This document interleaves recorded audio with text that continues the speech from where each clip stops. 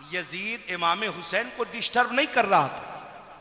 इमाम हुसैन से कह रहा था आप जैसे रहना चाहते रहिए, आपको हुकूमत चाहिए बोलिए देता हूं, आपको गद्दी चाहिए बोलिए देता हूं, आपको महल चाहिए देता हूं, आपको खुद्दाम चाहिए देता हूं, आपकी इज्जत भी बड़ी रहेगी, सब कुछ मिला रहेगा, सिर्फ हमको मान लीजिए, सिर्फ हमको मान लीजिए।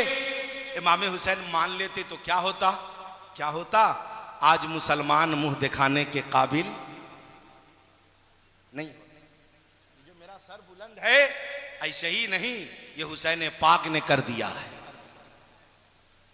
आज किसी गलत के खिलाफ जो आवाज उठ रही है, ये हिम्मत मेरे हुसैन ने अता किया, ये ताकत मुझे करबला से मिल रही है। मुसलमानों, इमाम हुसैन का झगड़ा यजीद से नहीं था, कोई जाती लड़ाई नहीं थी। यजीद बदकिरदार था और बदकिरदार के हाथ में अगर इस्लाम का कमान दे दिया जाता तो आज लोग बोलते कि आप इमाम हुसैन से ज्यादा जानते हैं। बोलिए क्या बोलते लोग? क्या आप इमाम हुसैन से ज्यादा जानते हैं, इमाम हुसैन से ज्यादा समझते हैं? जब इमाम हुसैन ने, जब हजरत इमाम हुसैन ने यजीद को मान लिया, तो यजीद को अगर मान लेते तो यजीद ज़िना में लगता, रियाया भी उसमें लग जाती, यजीद शराब में लगता, रियाया भी लग जाती, मजहब इस्लाम की पहचान को खतरा था। इमाम हुसैन ने इसकी मुखालफत की, मक्के मदीने में मुखालफत किया, मक्का चले आए।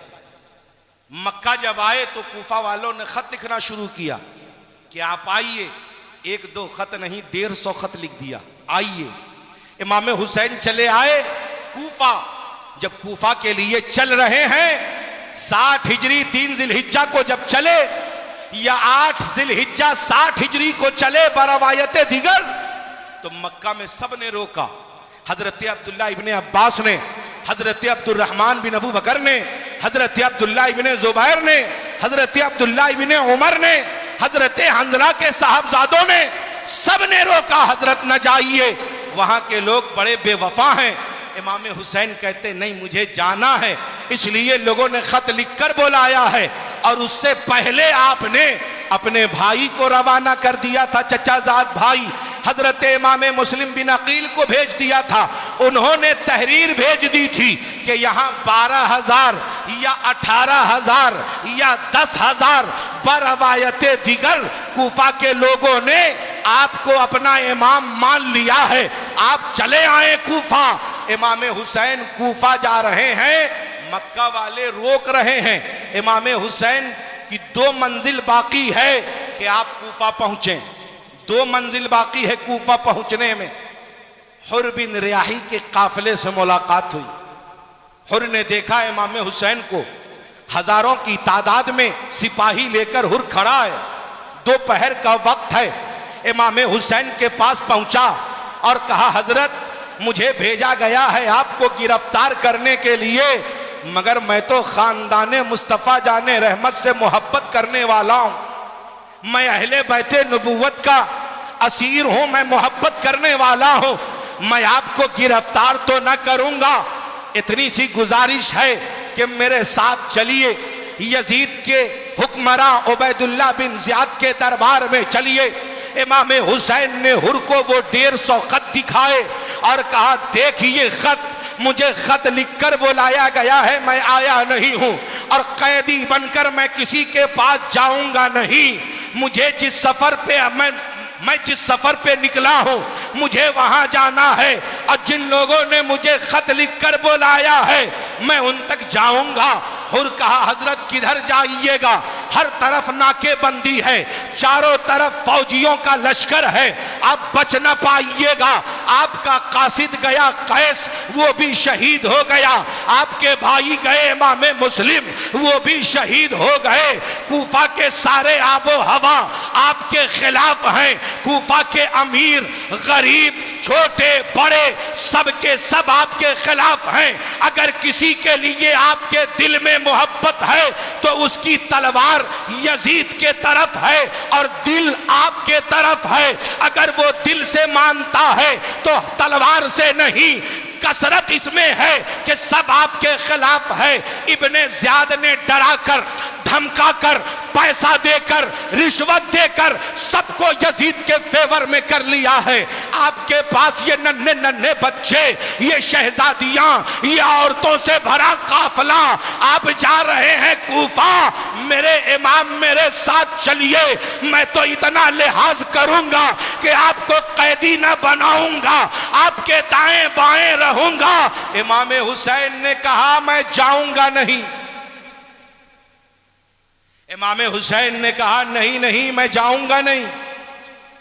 दोपहर का वक्त है, ढलता जा रहा है। तरमाह बिन आदी आए और आकर कहते हैं इमाम हुसैन से कि हजरत, बगल में कूहे आजा है, एक बगल में पहाड़ी है कोहे आजा, चले हम लोग उस पहाड़ी पे चलते हैं। वो पहाड़ी बहुत महफूज पहाड़ी है। उस पहाड़ी के एक तरफ बनी तई के लोग हैं और एक तरफ सलमी है। ये दोनों जगह नौजवानों की कसरत है। आप यहाँ 8-10 रोज ठहरिएगा तो बनी तई के नौजवानों को और सलमी के नौजवानों को हम तैयार करा देंगे। आप जो 72 के साथ जा रहे हैं तो हजारों के साथ जाइएगा तो कुछ देर उनसे लड़ भी पाइएगा, कुछ देर मुकाबला भी कर पाइएगा। आपकी जो तादाद है इस तादाद से लड़ने के लिए तो ये हुर का भी मुख्तसर सा काफिला ही काफी है। आपको पता नहीं हजरत, कूफा में बहुत बड़ी फौज इकट्ठा है आपके खिलाफ, बहुत बड़ी फौज इकट्ठा है, आपके खिलाफ तैयार है। तरमाह बिन आदी कह रहे हैं चलिए हुजूर, देखा नहीं जा रहा है, चलें आप चले। आका हुसैन ने कहा मैं फौज लेने कहीं न जाऊंगा, मेरे नाना ने जहां जाने को कहा है मैं वहां जाकर ही रहूंगा। कूफा तो बहाना है, असल में करबला जाना है। कूफा के बारे में किसी ने नहीं कहा था। नाना जान को सबने कहा था कि करबला में शहीद होंगे। हुसैन पाक ने यह भी कहा था कि 60 हिजरी के बाद बनु उमैया का एक नौजवान मेरे नवासे को शहीद करेगा और वो पहला मरदूद होगा जो मेरे सुन्नत को तोड़ेगा और मेरी उम्मत में फसाद करेगा, उसका नाम यजीद होगा। जाना करबला है। इमाम हुसैन को कहां जाना है? करबला जाना है। हुर ने आकर कहा सरकार अगर आप न जाएंगे मेरे साथ तो एक गुजारिश तो मानिए। कहा बताओ। कहा रात गुजरने दीजिए, रात की तन्हाई को छाने दीजिए, हम अपनी फौज को सुला देंगे, सब लोग सोए रहेंगे, हम आपको इशारा कर देंगे, फिर आपको जहां जाना होगा चले जाइएगा। कम से कम मेरे सर पे गिरफ्तारी का दाग तो न लगेगा। अगर हम ऐसे छोड़ दें तो उबैदुल्लाह बिन ज़ियाद के जासूस भी हमारी जमात में हैं, माहौल बिगड़ जाएगा, आप चले जाएं। इमाम हुसैन ने कहा ठीक है। रात की तन्हाई हुई, इमाम हुसैन अपने काफिले को उठाए, रात भर चले। एक पहली मुहर्रम की तारीख गुजर चुकी है, ये 2 की रात है। इमाम हुसैन रात भर चले। सुबह सुबह 2 मुहर्रमुल हराम को 61 हिजरी जिस मैदान में पहुंचे, पता किया ये मैदान कौन? तो बताने वालों ने बताया ये मैदान करबला है, ये नैनवा है, ये मैदान करबला है। इमाम हुसैन कहते हैं ठहर जाओ, ये वही जगह है। सफरे सिफ़ीन पर जब मेरे बाबा अली जा रहे थे तो इसी मैदान में नहरे फुरात के किनारे रुककर शुक्राने की नमाज अदा की थी और कहा था यही वो मैदान है जहां मेरे बेटे, मेरे पोते, मेरे नवासों को शहीद किया जाए। उनकी यहां कब्रें होंगी, उनके यहां मज़ारात होंगे। इमाम पाक कहते यही वो करबला है जहां की मिट्टी फरिश्तों ने उठाकर नाना जान को अता किया था। हम लोग अपनी मंजिल पे आ चुके हैं, ठहर गए। खीमा नसब किया। उबैदुल्लाह बिन ज़ियाद को मालूम हुआ कि इमाम हुसैन आ चुके हैं। उबैदुल्लाह बिन ज़ियाद ने इब्ने साद को बुलाया और कहा इमाम हुसैन करबला में आ चुके हैं, उनका सर कलम तुझे करना है, उन पर पानी बंद करना है। अगर वो यजीद को खलीफा मान लिए तो ठीक, अगर न माने तो उनकी जान ले लेनी है। अगर तुम ये काम कर सकते हो तो इसके मुकाबले में तुझे राय की हुकूमत दी जाएगी, वहां का तुझे गवर्नर बनाया जाएगा। तो अमर बिन साद कहता है रात भर की मोहलत दो, मैं मशवरा कर लेता हूं। घर आया। वो घर किसका घर? अशरे मुबश्शरा में जिस सहाबी का नाम हजरत साद बिन नबी वकास का ये बेटा है, जन्नती बाप के घर पहुंचा।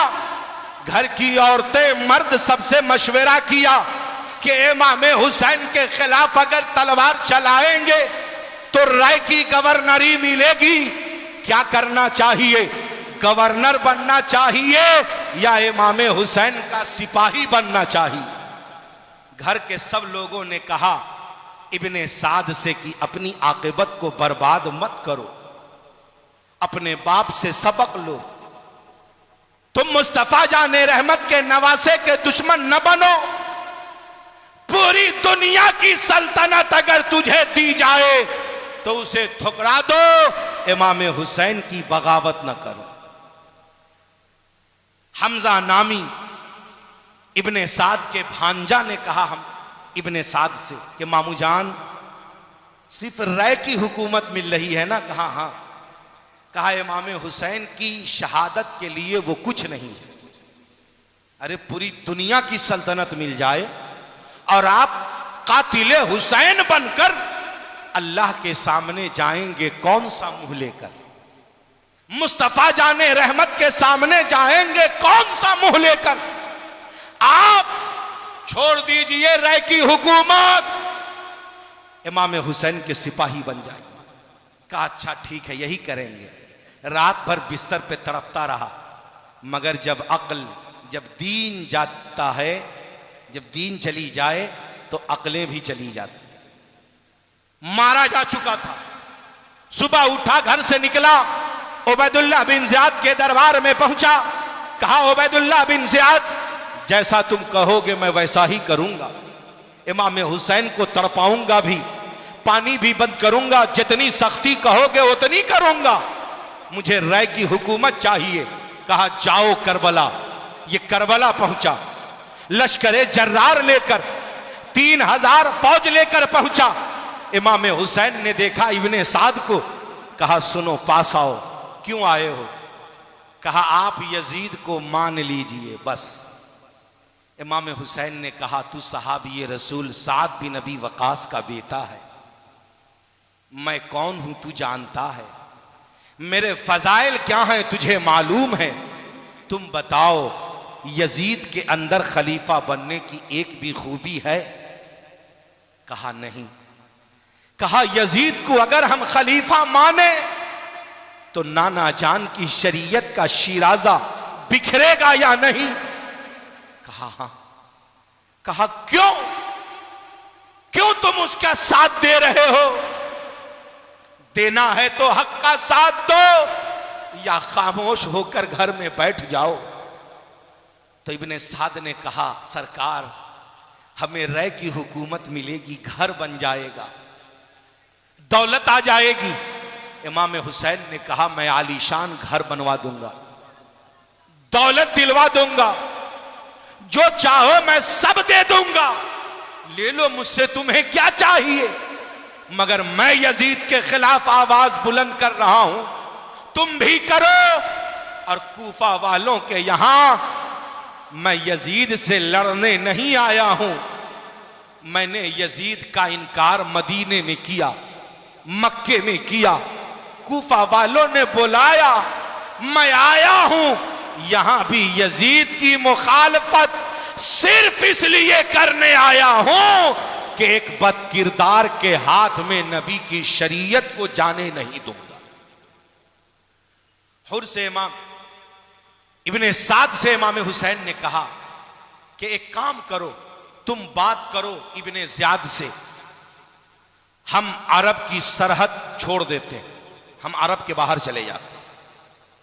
ये जो तुम्हारा हिस्सा है हुकूमत का, जिस जिस मुल्क में तुम लोग हुकूमत करते हो, शाम है, बसरा है, हम्स है, दिमश्क है, कूफा है, मक्का है, मदीना है, ये इराक, इन खित्तों में तुम लोग रहते हो ना, मैं यहां से दूर चला जाता हूं, मैं रूए जमीन के किसी दूसरे मुल्क में चला जाता हूं, मैं दूर चला जाता हूं, मुझे जाने दो, या मुझे नफ्से नफीस यजीद के पास मुझे अकेले जाने दो, किसी फौज के साथ नहीं, गिरफ्तार करके नहीं, आजाद बनकर मुझे यजीद के पास जाने दो, मैं यजीद से रूबरू बात कर लूं।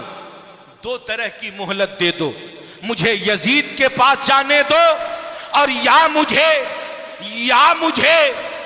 अरब के सरहद के बाहर जाने दो, मैं लड़ना नहीं चाहता हूं। अमर बिन साद को यह बात पसंद आई। कई रोज गुजर चुके थे, रात भर इमाम हुसैन से इब्ने साद की ये बातें होती थी। इब्ने साद ने खत लिखा इब्ने ज़ियाद को कि इब्ने ज़ियाद, बगैर लड़ाई लड़े हम लोग बच जाएं। इमाम हुसैन तैयार हैं, ये अरब के बाहर जाने पे भी तैयार हैं, या यजीद के पास डायरेक्ट जाने को तैयार हैं, तो इनको दोनों में से कोई एक मोहलत दे दो, क्यों खून बहाओगे नबी के नवासे का। इब्ने ज़ियाद को इब्ने साद की यह बात अच्छी लगी, कहा अच्छा मशवरा, मानी जाए उसकी बात को। बगल में बैठा था शिमर जिलजौशन, उसने खत उचक लिया और देखा, खत को पढ़ा तो शिमर कहता है इब्ने ज़ियाद, ये क्या कह रहे हो तुम? इब्ने साद ने तुझे कह दिया कि इमाम हुसैन को आजाद कर दो, वो सरहद के बाहर चले जाएं या यजीद के पास चले जाएं। अगर तुम दोनों में से किसी एक बात को मानोगे तो यजीद तुझे इनाम नहीं देगा, इसलिए कि यजीद बोलेगा कि हमने तुझे रखा था इमाम हुसैन को गिरफ्तार करने के लिए, मगर तेरी फौज क्या कर रही थी जो इमाम हुसैन अकेले चले आए हमारे पास। इसलिए शिमर ने कहा इब्ने ज़ियाद को कि तुम इमाम हुसैन से ये कहो कि जाना है यजीद के पास तो हमारे साथ चलिए, हम यजीद के पास लेकर चलेंगे, ताकि ये बात वाज़े होगी कि इब्ने ज़ियाद पकड़ के लाया। तो शिमर ने कहा इब्ने ज़ियाद से कि कुछ पता भी है? हमने पता किया है कि रात भर चुपके इब्ने साद इमाम हुसैन से मिलता भी है, और मिले वो क्यों ना, इसलिए कि इमाम हुसैन के नाना से बेपनाह मोहब्बत इब्ने साद के वालिद करते, हजरत साद भी नबी वकास करते हैं बेपनाह मोहब्बत। तो वफादार का बेटा है वो, उनका नवासा है करबला में। इब्ने साद पे भरोसा न करो। इब्ने ज़ियाद ने खत लिखा और उस खत में लिखा कि अगर तुम इमाम हुसैन को कत्ल करोगे, पानी बंद करोगे, सख्ती करोगे तो ठीक, और अगर न कर सकते हो तो हमारी लश्कर से हमारे फौज को छोड़ दो, लश्कर से अलग हो जाओ और मेरे लश्कर को तुम शिमर के हवाले कर दो। शिमर सब कुछ कर लेगा जो इसे करना होगा। जब ये खत आया और वो खत इब्ने साद के हाथ में दिया गया तो खत को पढ़ते ही इब्ने साद शिमर से कहता है, मरदूद, तूने ही इब्ने ज़ियाद को बहकाया होगा। मुस्तफ़ा जान रहमत के नवासे के खिलाफ उसकाया होगा, वरना इब्ने ज़ियाद मेरी बात मान लेता। तो कहा हाँ हमने उसकाया। कहा ठीक है, खत लिया।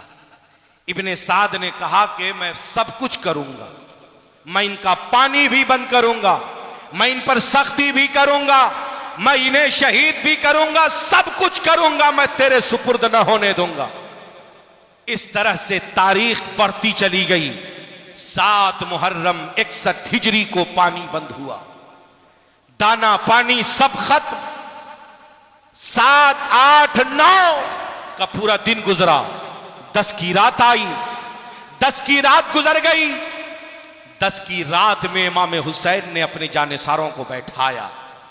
कहा सुनिए, ये जुमे की रात है, कल जुमा का दिन है।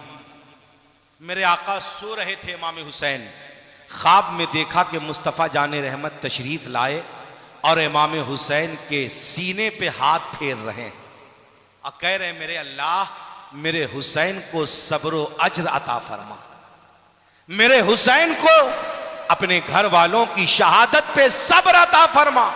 इमाम हुसैन की आंख खुली, बेदार हुए, सब लोगों को बैठाया, कहा कि आप लोग चले जाइए। हजरत अब्बास अलमदार के भाई आए, कहते हैं इमाम हुसैन से कि मैं चला जाऊं। कहा हाँ। कहा भाईजान मैं कहां जाऊंगा? मदीने जाऊंगा। लोग मुझसे पूछेंगे कि तू कैसा भाई है कि भाई को करबला में प्यासा छोड़ के चला आया? मैं दुनिया में कहीं मुंह दिखाने के काबिल रहूंगा क्या? मैं करबला में जाने के लिए करबला नहीं आया हूं, करबला में रहकर अपनी जान को इस्लाम की बारगाह में मुस्तफा जाने रहमत की रजा के लिए, अपनी जान को इस्लाम पे लुटाने के लिए करबला आया। हजरत मुस्लिम बिन औसजा आए। अब वो आके कहते हैं इमाम हुसैन से कि हुजूर मैं आपके साथ हूं, मेरा सर फख्र से बुलंद है, अगर मैं चला जाऊंगा तो ये सर कहीं दिखाने के काबिल नहीं रहेगा, मुझे जाने की इजाजत न दे, मुझे रहने दे।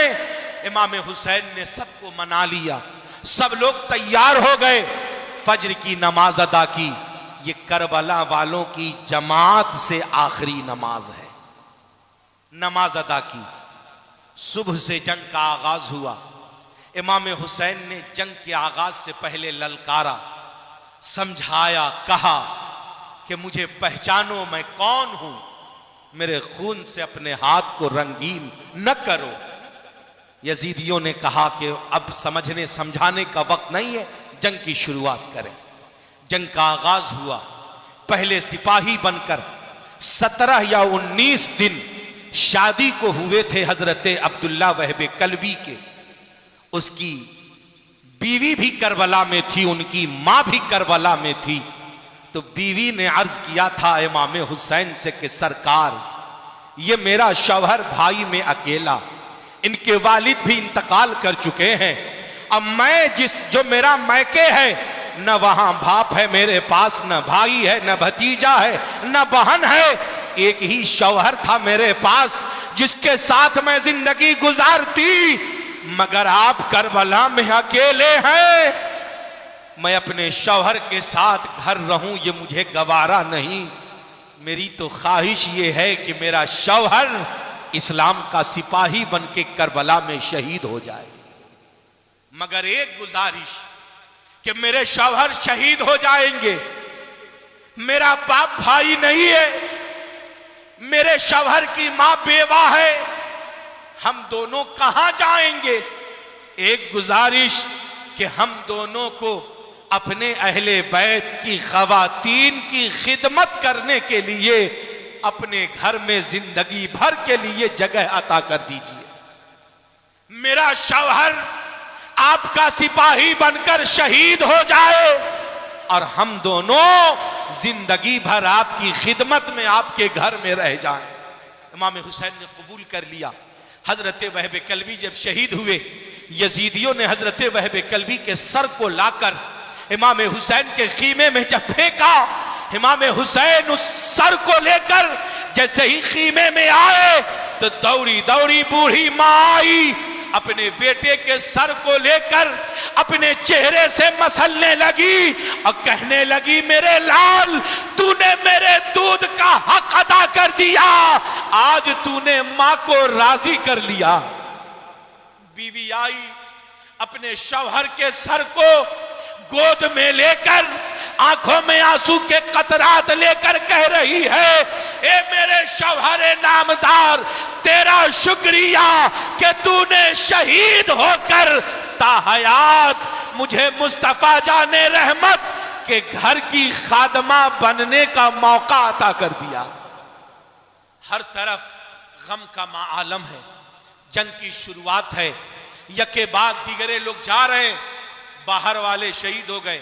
इमाम हुसैन के घर वाले इमाम कासिम, हजरत अब्बास अलमदार के भाई हजरत अली अकबर, हजरत अली असगर, हजरत जैनब के 2 बेटे, सब के सब शहीद हो गए। इन्ना लिल्लाहि व इन्ना इलैहि राजिऊन। इमाम हुसैन अब अकेले बच गए। खीमे में एक बेटा बचा, हजरत बीमार ज़ैनुल आबिदीन, एक बेटा खुद, वो भी तैयार हो रहे जाने के लिए। इमाम हुसैन ने कहा, क्यों जाओगे? कहा, भाई गया, चचा गए, सब गया, हम भी जाएंगे। इमाम हुसैन ने उनसे कहा कि अगर आप भी चले जाएंगे, मैं भी चला जाऊंगा, तो फूफी जान, अम्मी जान और बहन सकीना को मदीना कौन लेकर जाएगा? हुसैनी नस्ल आगे कैसे बढ़ेगी? अजमत कुरान को संभालेगा कौन? मुस्तफा जाने रहमत की शरीयत की तरवीज व अशात में कुर्बानी कौन देगा? ये घर की खवातीन किसके साथ मदीना जाएंगी? मेरे शहजादे, तू मेरा जानशीन है, तुझे सबको साथ लेकर मदीने जाना है, आप यहीं आराम करो। उन्हें खीमे में रखा, बहन को समझाया, बेटी को समझाया, बीवी को समझाया, सबको कहा कि मेरे जाने के बाद आपके पास एक बीमार आबिद होगा, मगर घबराइएगा मत, नाना जान भी साथ होंगे, बाबा जान का भी साथ होगा और अम्मी जान खातून जन्नत भी मौजूद होंगी। हम लोग अकेले नहीं करबला में, घबराइएगा मत। समझा दिया सबको। मेरे इमाम तैयार होके करबला आए। इमाम हुसैन का जिगर देखिए, यजीदियों के पास पहुंचे, कहा, ओ यजीदियों, हमने तेरा क्या बिगाड़ा है? क्या तुम्हारी जमीनें हमने कब्जा की? क्या हमने तुम लोगों को धोखा दिया? क्या हमने तुझे कुछ नुकसान पहुंचाया? बताओ, हमने तेरा क्या बिगाड़ा? तुम जिस नबी का कलमा पढ़ते हो, मैं उसका नवासा हूं, अली शेरे खुदा का बेटा हूं, खातूने जन्नत फातिमतुज ज़हरा के जिगर का टुकड़ा हूं। जिस नबी के कहने पर तुम नमाज, रोजा, हज और ज़कात करते हो, उस नबी को जिससे करार मिलता है, वो हुसैन हूं मैं। क्या मेरे बचपन को तुम नहीं जानते? क्या मेरे फजाइल को तुम नहीं जानते? मेरी खुशी अल्लाह उसके रसूल की खुशी है। क्या तुम नहीं जानते कि मेरे नाना ने कहा, हुसैन का दुश्मन अल्लाह का दुश्मन है? मेरे दुश्मन मत बनो, मेरे खून से अपने हाथ को रंगीन मत करो, वरना तुझे तौबा का मौका न मिलेगा। यजीद की मुखालफत हमने की है, यजीद शराबी है, यजीद जनाकार है, यजीद बदकिरदार है। हमने तो सिर्फ इतना कहा है कि अपने नाना की शरीयत को उस बदकिरदार के हाथ में जाने नहीं देंगे। हमें कूफा वालों ने खत लिख कर बुलाया है, हम लड़ने नहीं आए, हम तुझसे लड़ना नहीं चाहते। ए कूफा वालों, ए इराक शाम वालों, ए बसरा वालों, दमिश्क वालों, तूने मेरे बेटे को शहीद किया, तूने मेरे भाई को शहीद किया, तूने मेरे भतीजे को शहीद किया, तूने मेरे 72 लोगों को शहीद किया। मैं सबके लिए माफ करने को तुझे तैयार हूं। ले लो मुझसे माफी, ले लो मुझसे माफी, आज ले लो।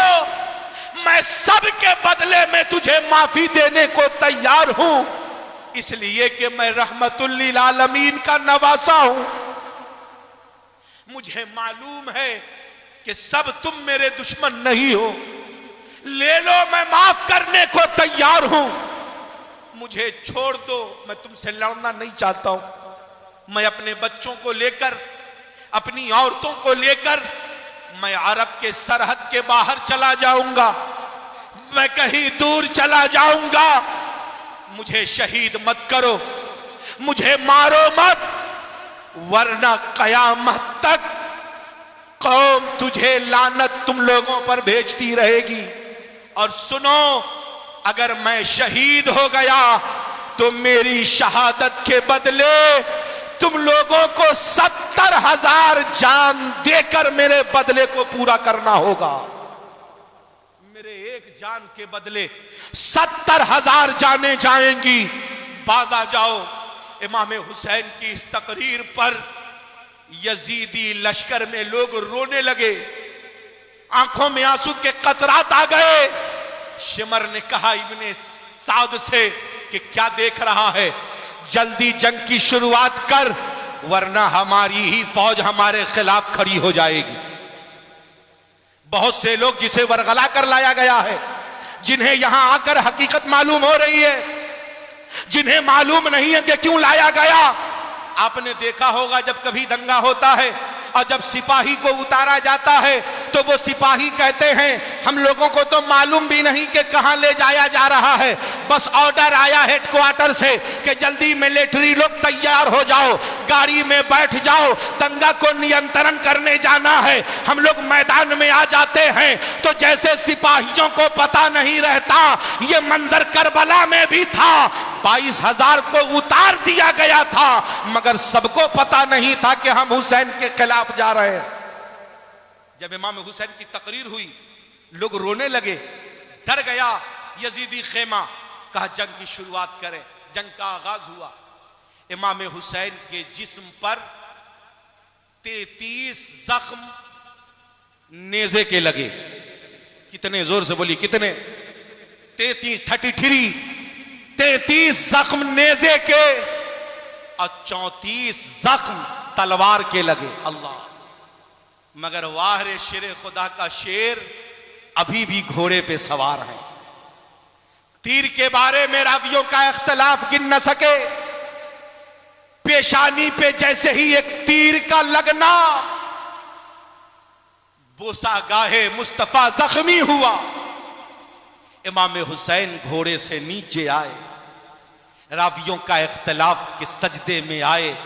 किसी ने कहा जमीन पे गिरे, मगर ये किसी ने कहा सिनान, किसी ने कहा खूली बिन यजीद, किसी ने कहा शिमर जिलजौशन।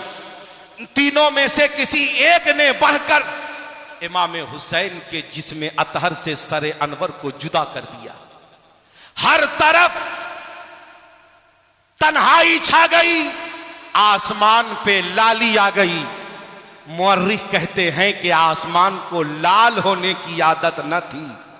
इमाम हुसैन की शहादत के दिन आसमान पे जो लाली आई, वो लाली आज तक पाई जा रही। हर तरफ हू का आलम, यजीदी जश्न में डूब गए, खुशी मनाने लगे। इमाम हुसैन के घर वालों में हू का आलम, खीमे को लूटा गया। सब मैदान में आए। 2 दिन यहां काफिला ठहरने के बाद काफिला कूफा गया, कूफा से दिमश्क गया, दिमश्क से यजीद इमाम हुसैन का सर देकर और एक रवायत के मुताबिक के खाली ही इस काफिले को रवाना कर दिया। ये काफिला सरे इमाम हुसैन लेकर मदीना पहुंचा।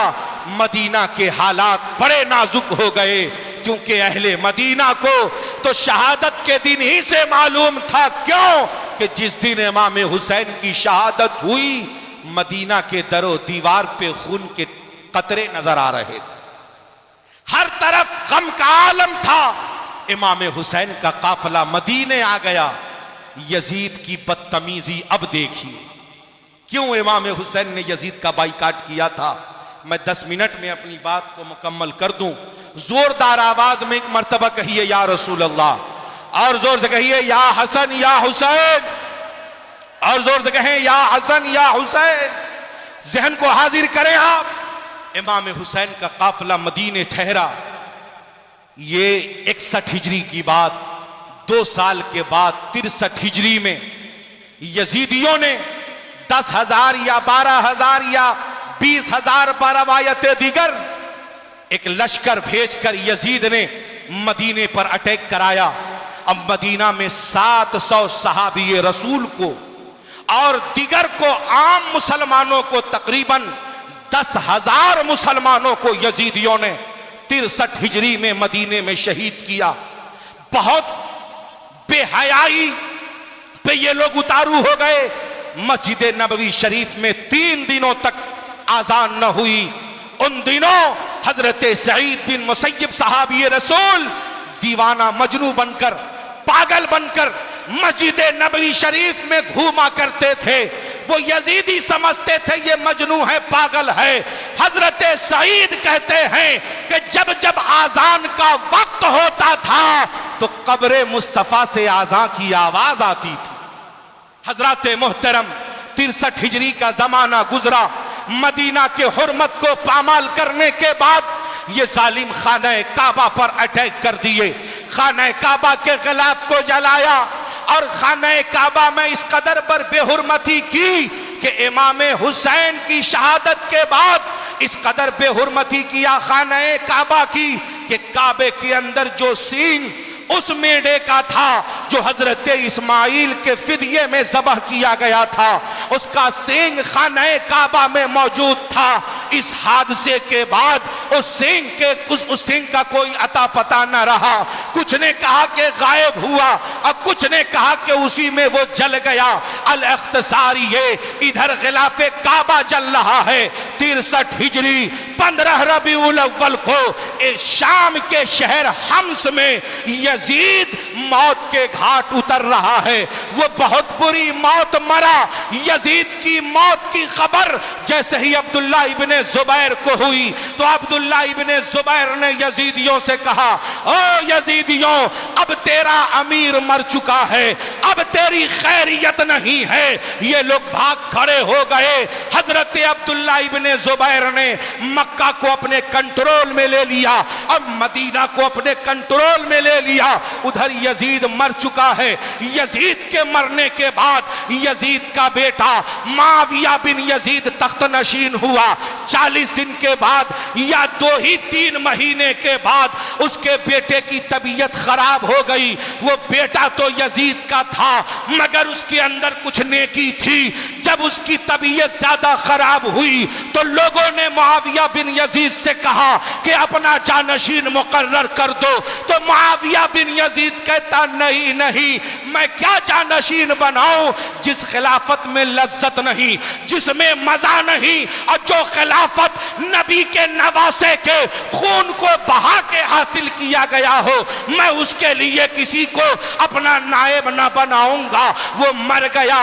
उसके मरने के बाद मरवान ने खिलाफत के बागडोर को संभाला। ये वही मरवान बिन हकम है जिसकी बदतमीजी से हजरत उस्मान गनी की शहादत हुई थी। ये उस जमाने से बदतमीजी कर रहा है। मरवान ने खिलाफत के बागडोर को संभाला। मरवान 64 हिजरी के बाद जब ये मरा तो मरवान के मरने के बाद मरवान के बेटे अब्दुल मलिक बिन मरवान ने खिलाफत के बागडोर को संभाला। अभी ये संभाल ही रहा था कि 65 हिजरी के आखिर में मुख्तार सकफी ने मरवान के बेटे पे चढ़ाई करके खिलाफत अपने कब्जे में ले ली। अब मुख्तार सकफी ने ऐलान किया कि अब वक्त आ गया है, एक एक करके इमाम हुसैन के कत्ल का बदला लिया जाएगा। मुख्तार सकफी जैसे ही खिलाफत के बागडोर को संभाला तो उसने 65-66 हिजरी में बुलाया मरवान के बेटे के बाद मुख्तार सकफी ने बुलाया इब्ने साद के बेटे को, कहा आओ तुम इधर आओ, बताओ तेरा बाप कहाँ है। तो उसके बेटे ने कहा हमारे अब्बा खिलवत नशी हो गए हैं, अब बाहर नहीं निकलते हैं, हुजरे में ही रहते हैं, बाहर निकलना वो पसंद नहीं करते हैं। मुख्तार ने कहा जालिम, तेरा बाप उस दिन क्यों खिलवत नशी न हुआ जिस दिन मेरा हुसैन करबला में अकेला था? तेरा बाप उस दिन घर में अकेले बंद क्यों न हुआ जिस दिन हुसैन पाक 72 के साथ करबला में भूखे प्यासे थे?